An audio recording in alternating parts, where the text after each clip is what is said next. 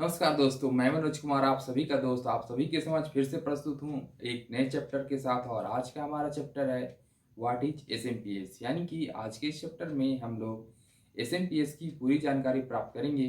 पिछले वीडियो में हम लोगों ने सीपीयू और यूपीएस की पूरी जानकारी प्राप्त की और इस वीडियो में एसएमपीएस कैसे कार्य करता है, एसएमपीएस क्या है, एसएमपीएस के क्या क्या कार्य होते हैं, वह कितने प्रकार का होता है, एसएमपीएस की वर्तमान स्थिति क्या है, इसका इतिहास क्या था और यह भविष्य में किस तरह का होगा, कैसा कार्य करेगा, बोले तो एसएमपीएस की पूरी जानकारी प्राप्त करेंगे।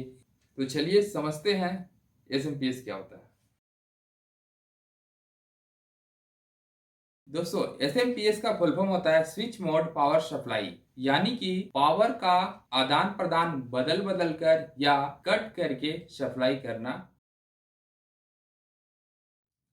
एसएमपीएस कंप्यूटर का इंटरनल हार्डवेयर डिवाइस होता है जो कंप्यूटर के पीएसयू यूनिट के अंतर्गत आता है। पीएसयू यूनिट के बारे में हमने आप लोगों को पिछले वीडियो यूपीएस में भी बताए हैं। यूपीएस भी पीएसयू यूनिट के अंतर्गत ही आता है। पीएसयू यानी कि पावर सप्लाई यूनिट, जिसका एक्सटर्नल हार्डवेयर डिवाइस यूपीएस और इंटरनल हार्डवेयर डिवाइस एसएमपीएस होता है। एसएमपीएस का full form switch mode power supply होता है, जिसमें स्विच का अर्थ बदलना या आदान प्रदान करना होता है। मोड का अर्थ तरीका और पावर सप्लाई का अर्थ बिजली की आपूर्ति करना होता है, जो कंप्यूटर के पावर को अलग अलग मोड में परिवर्तन करने का कार्य करता है। और यह एक पावर को अलग अलग मोड में परिवर्तन करने वाला यंत्र है जो पीएसयू यूनिट के अंतर्गत आता है। अर्थात स्विच मोड पावर सप्लाई का अर्थ यह होता है कि आप लोग देखे होंगे कि घरों में बल्ब या फैन या किसी भी इलेक्ट्रॉनिक डिवाइस को ऑन करने के लिए हम लोग एक स्विच, एक बटन का यूज करते हैं, जिसके माध्यम से हमारे फैन स्टार्ट हो जाते हैं या हमारे टेलीविज़न स्टार्ट हो जाते हैं। अन्य कोई भी इलेक्ट्रॉनिक डिवाइस हम लोग उस स्विच की सहायता से स्टार्ट कर देते हैं। तो वह स्विच भी हमारे पावर का आदान प्रदान करता है, जिससे कि वह पावर हमारे फैन तक पहुंचता है और हमारा फैन चालू हो जाता है।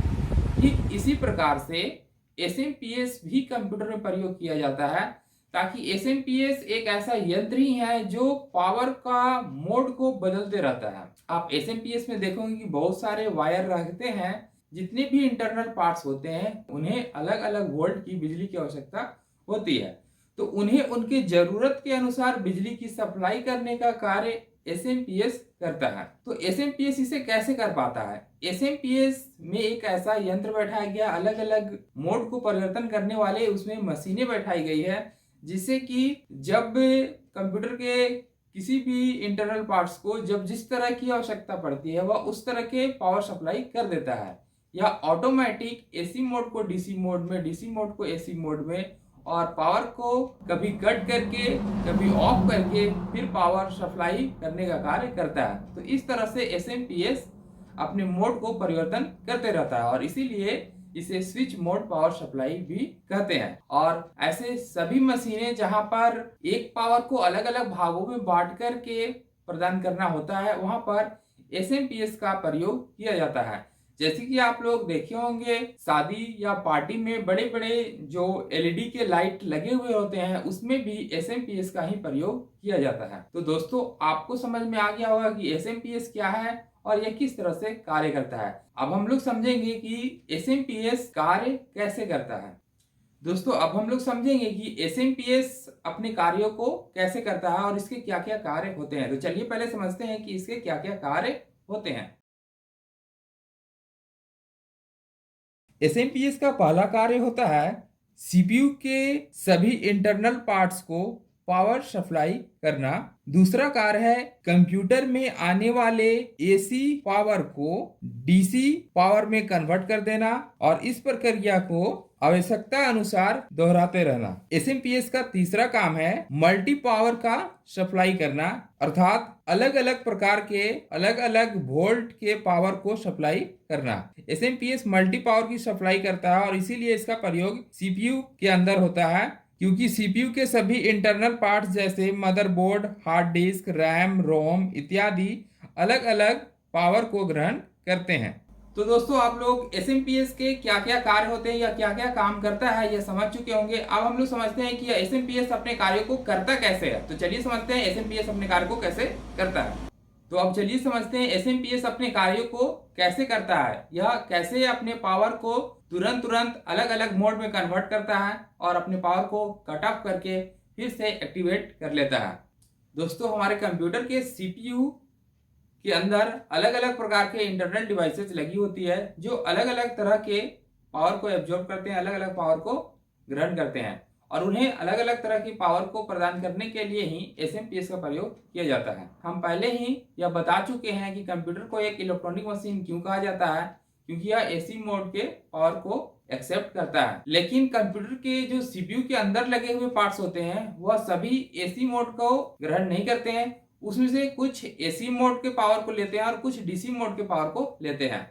तो उन्हें AC वाले को AC मोड और DC वाले को DC मोड कैसे दिया जाए, इसके लिए ही SMPS का प्रयोग किया गया। तो SMPS कंप्यूटर के सभी डिवाइसों को उसकी जरूरत के अनुसार पावर सप्लाई करता है और इसमें इसकी मदद कौन कौन से करते हैं और यह कैसे कार्य करता है, चलिए इसे समझते हैं।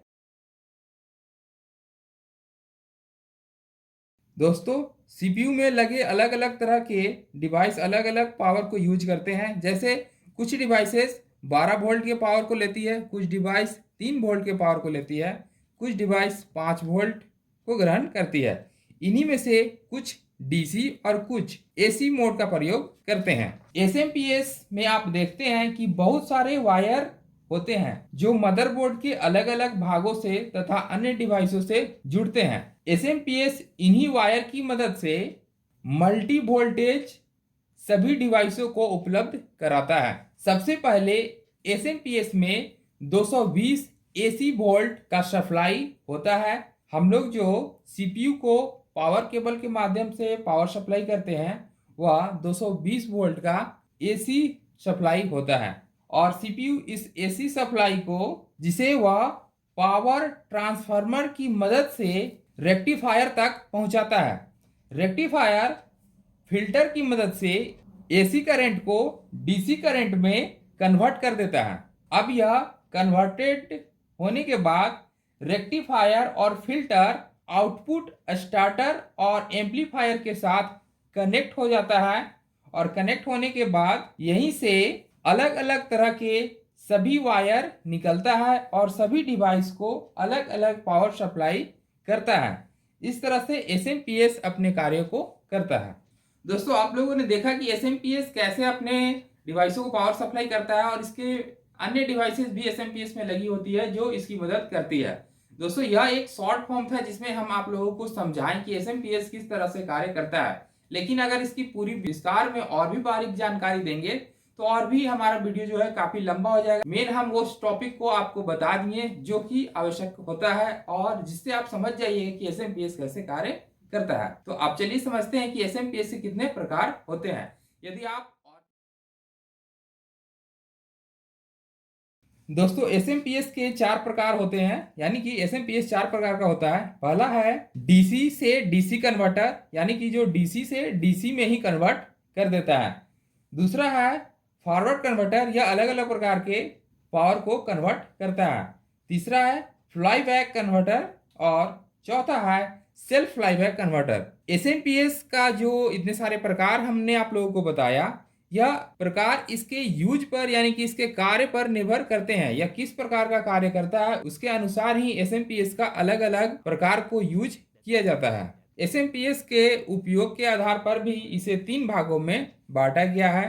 पहला है AT-SMPS, दूसरा है ATX SMPS और तीसरा है बेबी SMPS। लेकिन अधिकांश AT और ATX SMPS का ही उपयोग किया जाता है। हम जो CPU में प्रयोग करते हैं इसमें भी ATX SMPS का उपयोग होता है। दोस्तों SMPS के प्रकार को आप लोग समझ गए कि ये कितने प्रकार के होते हैं। इसके कार्यों के आधार पर और इसके उपयोग के आधार पर इन्हें अलग अलग भागों में बांटा गया है। अब हम लोग समझते हैं कि SMPS के कितने कनेक्टर्स होते हैं और यह किस तरह से किस डिवाइस में कनेक्ट होते हैं और इन कनेक्टर्स का क्या क्या नाम होता है और क्या काम होता है और यह कंप्यूटर के किस इंटरनल डिवाइस से जुड़ते हैं।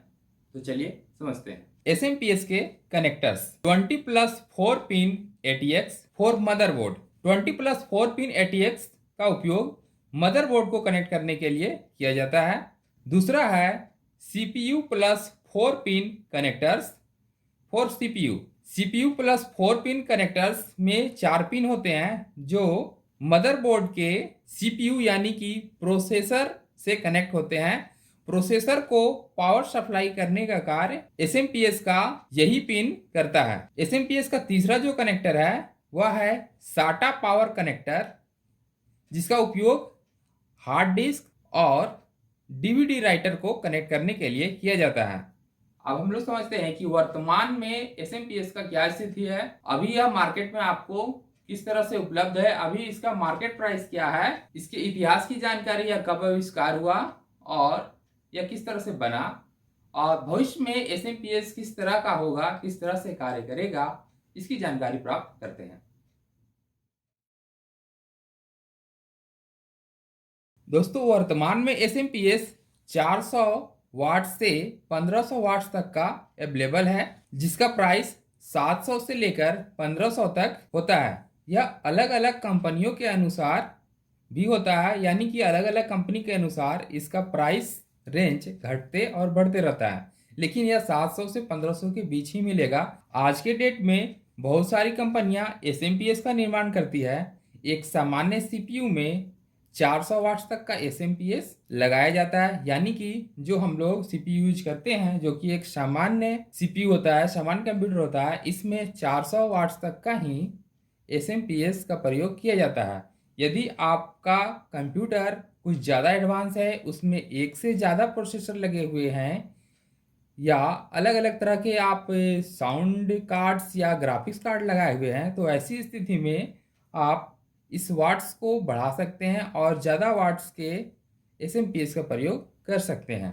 दोस्तों, SMPS सबसे पहले 1972 में हेवलेट पैकर्ड नामक व्यक्ति द्वारा बनाया गया था, जिन्होंने अपने पहले पॉकेट कैलकुलेटर में SMPS का फर्स्ट टाइम उपयोग किए थे। इसके बाद 1976 से SMPS अस्तित्व में आया और इसका प्रयोग होने लगा। तो दोस्तों, 1976 के बाद ही हम लोगों ने SMPS को ज़्यादा महत्व दिया और SMPS के अलग अलग प्रयोगों को समझे। दोस्तों, आपने SMPS के वर्तमान स्थिति और अभी के कंप्यूटर में किस तरह के SMPS लगते हैं, कितने वाट के लगते हैं, ये समझ लिए। आप समझते हैं कि भविष्य में SMPS किस तरह से होगा, SMPS के क्या कार्य होंगे और यह एडवांस किस तरह के कार्य करेगा। तो चलिए समझते हैं SMPS के फ्यूचर यानी कि भविष्य के बारे में। दोस्तों, भविष्य में बनने वाला SMPS अभी से काफी एडवांस हो जाएगा, जो कि अधिकांश आउटपुट देगा, यानी कि एक साथ अनेक आउटपुट प्रदान कर देगा। इसकी स्विचिंग मोड काफी तेज होगी, यानी कि स्विच ऑन और स्विच ऑफ करने का मोड जो है इसका, यह अभी की अपेक्षा काफी तेज हो जाएगा और यह काफी तेजी से कार्य करेगा और अधिक वोल्टेज आने पर भी यह कंट्रोल कर पाएगा। अभी तक UPS अधिक वोल्टेज को कंट्रोल करने का कार्य करता था, लेकिन भविष्य में SMPS ही आपके अधिक पावर को कंट्रोल कर पाने में सक्षम हो जाएगा तथा भविष्य का SMPS कंप्यूटर के सभी यूनिट को उसके वोल्ट के अनुसार ही उसे वोल्टेज प्रदान कर पाएगा, जो अभी का भी SMPS करता है, लेकिन कुछ टाइम का कुछ ज़्यादा फास्ट हो जाएगा, कुछ ज़्यादा तेज हो जाएगा। तो दोस्तों, ये था आज का हमारा क्लास और आज का हमारा चैप्टर, जिसमें आप लोगों ने SMPS की पूरी जानकारी प्राप्त कर ली। अगर फिर भी आपको किसी भी तरह का पॉइंट पे डाउट होता है या किसी भी तरह की आप जानना चाहते हैं इसके किसी भी बात के बारे में, तो आप हमें कमेंट्स कर सकते हैं। आपको हमारा वीडियो अच्छा लगा तो इसे ज़रूर शेयर, सब्सक्राइब और लाइक करें।